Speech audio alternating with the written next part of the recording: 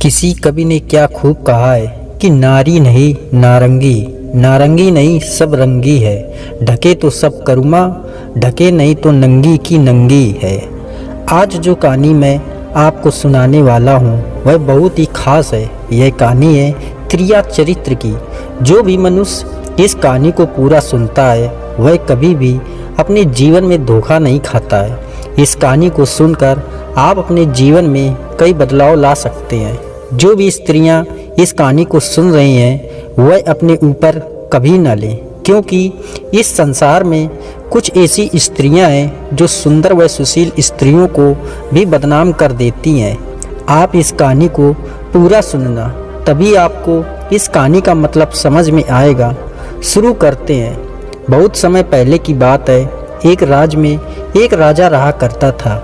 वह राजा बहुत ही धर्मात्मा था। उसकी चर्चाएं बहुत दूर दूर तक फैली हुई थी। उस राजा का एक पुत्र था जो कि बहुत ही सुंदर था। उसकी उम्र भी ज़्यादा नहीं थी, 16 से 17 साल का ही था। लेकिन राजा उसकी शादी करवा देता है। जब राजा ने उसकी शादी की तो राजकुमार की उम्र लगभग 19 साल थी। राजा बूढ़ा हो चुका था, तो एक दिन राजा ने सोचा कि राजकुमार को ही राजा बना देते हैं। फिर राजा ने राजकुमार को राजा बना दिया। पहले के ज़माने में राजाओं की बहुत सारी शादियां होती थी, उनकी बहुत सारी पत्नियां भी रहती थी। इसीलिए राजा ने राजकुमार की भी 7 शादी करवा दी। अब राजकुमार के 7 रानियां हो गई। राजकुमार की अभी शिक्षा पूर्ण भी नहीं हुई थी, इसीलिए वह पास के एक गुरुकुल में शिक्षा ग्रहण करने के लिए जाता था। एक दिन की बात है, जब राजकुमार शिक्षा ग्रहण करने के लिए गुरुकुल जा रहा था तो उसे रास्ते में एक पढ़िहारी मिली। वह पढ़िहारी दिखने में बहुत ही सुंदर थी। उस पढ़िहारी ने राजकुमार से पूछा कि राजा, आप रोज़ रोज़ कहाँ जाते हो? तो राजकुमार ने कहा कि मैं गुरुकुल में शिक्षा ग्रहण करने के लिए जाता हूँ। फिर पढ़िहारी कहती है कि अच्छी बात है, क्या आपने त्रिया चरित्र पढ़ा है? राजकुमार कहता है कि नहीं, त्रिया चरित्र क्या होता है? तब पढ़िहारिणी उससे कहती है कि त्रिया चरित्र पढ़ना अति आवश्यक है। आज आप अपने गुरु से जाकर कहना और इसके बारे में अवश्य पूछना।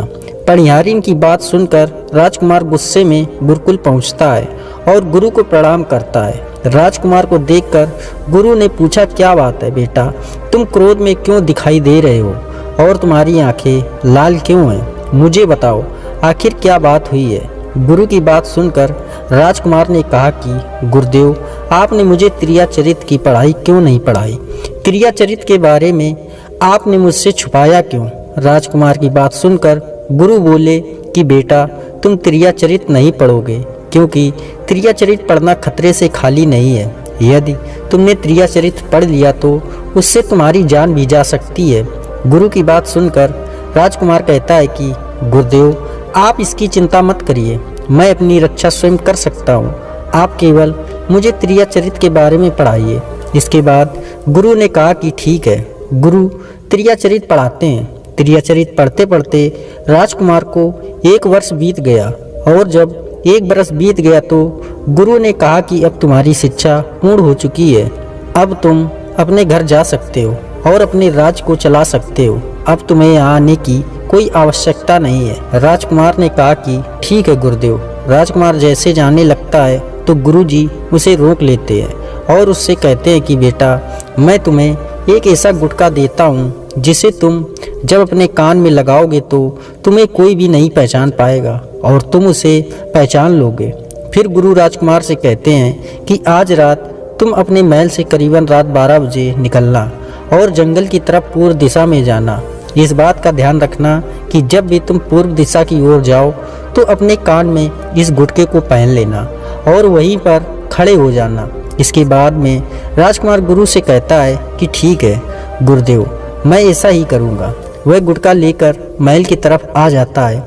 जब रात के 12 बज जाते हैं और राजकुमार की 7 पत्नियाँ सो जाती तो वह आधी रात के समय अपने हाथ में गुटका लेकर जंगल की तरफ चल देता है। फिर जंगल में पूर्व दिशा की ओर जाता है और वहां जाकर वह अपने कान में गुटका लगा लेता है और वहीं पर खड़ा हो जाता है और देखने लगता है तो उसने देखा कि एक महिला आधी रात में भोजन की थाल लेकर कहीं जा रही थी। जब उसे ध्यान से देखता है तो कहता है कि यह तो वही पनिहारिन है जिसने मुझे क्रियाचरित पढ़ने को कहा था, लेकिन यह आधी रात में भोजन की थाल लेकर कहाँ जा रही है। उसे जंगल में एक साधु अपनी कुटिया बनाकर रहा करते थे और वह साधु जादूगर था। पनिहारिन ने जब राजकुमार को देखा तो पनिहारी उसे पहचान नहीं पाई, क्योंकि राजकुमार ने अपने कान में गुटका लगा रखा था। लेकिन राजकुमार पनिहारी को पहचान चुका था। राजकुमार अपने मन में सोचता है कि चलो इसका पीछा करते हैं, आखिर ये आधी रात में भोजन लेकर कहाँ जा रही है और क्यों जा रही है। इसके बाद राजकुमार पनिहारी का पीछा करने लगता है और छुपता छुपता उसके पीछे पीछे चलने लगता है। पनिहारी जंगल में रह रहे उस साधु के पास पहुंच जाती है। वह साधु के पास एक जादुई पोटली थी। वह साधु जादूगर था। राजकुमार की पनिहारी के पीछे पीछे उस साधु की कुटिया तक पहुंच जाता है और देखता है कि पनिहारी साधु के पास जाती है और उन्हें प्रणाम कर वहां बैठ जाती है। इसके बाद साधु पनिहारी से कहता है कि अरे पनिहारी, पहले तुम मुझे यह बताओ कि आज तुम्हें यहाँ आने में देरी कैसे हो गई। तो पनिहारी हाथ जोड़कर उससे कहती है कि स्वामी, मेरा गौना हो चुका है और मेरे पति मुझे लेने के लिए आए हैं और मुझे कल लेकर चले जाएंगे, इसीलिए मुझे उन्हें सुलाने में थोड़ी देर लग गई। इसी वजह से मैं आने में लेट हो गई। जब ये बात साधु ने सुनी कि पनिहारी का विवाह हो चुका है और उसका पति उसे लेने आया है, तो वह साधु पनिहारी से कहता है, इसका मतलब तो यह है कि तुम अपने पति के साथ जाना चाहती हो, तो हमारे पास क्यों आई हो, चली जाओ उसी के साथ। उसके बाद पनिहारी कहती है कि मैं आपके बिना नहीं रह सकती, मैं आपके बिना जी नहीं सकती। तब साधु कहते हैं तो इसके लिए तुम्हें एक काम करना हो। इसके बाद साधु अपने झोले से एक चाकू निकालता है और पनिहारी से कहता है कि तुम्हें अपने पति को मारना होगा। फिर चाकू देते हुए उससे कहता है कि यह लो और अपने पति की गर्दन को काट कर मेरे पास ले आओ। उसके बाद मैं तुमसे विवाह कर लूँगा। उसके बाद तुम्हें अपनी पत्नी बनाऊंगा।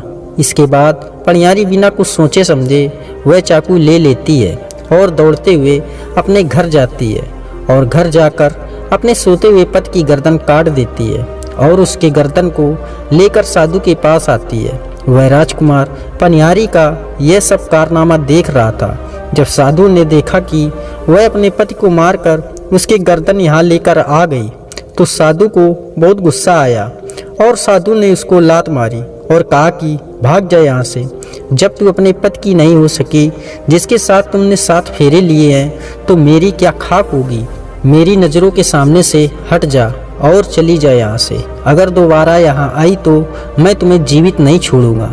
साधु की बात सुनकर पनिहारी के पैरों तले जमीन खिसक गई। उसने सोचा कि मैंने तो उसके कहने पर अपने पति को मार डाला। इसने जो जो मुझसे कहा मैंने वह सब किया और यही मुझे धक्के मारकर यहाँ से भगा रहा है। इसके बाद वह अपने पति की कटी हुई गर्दन लेकर वापस अपने घर लौट आई और चारपाई के पास बैठकर अपने पति की कटी हुई गर्दन को जोड़ दिया। और जब सवेरा हुआ तो जोर जोर से रोने लगी, चिल्लाने लगी, कहने लगी कि किसी ने मेरे पति की हत्या कर दी है, ताकि गांव वालों को लगे उसे कुछ पता ही नहीं है। लेकिन उस पनिहारी से सारा कारनामा राजकुमार देख रहे थे। पनिहारी के रोने की चिल्लाने की आवाज़ सुनकर सारे गांव वाले इकट्ठा हो जाते हैं। फिर दाह संस्कार के लिए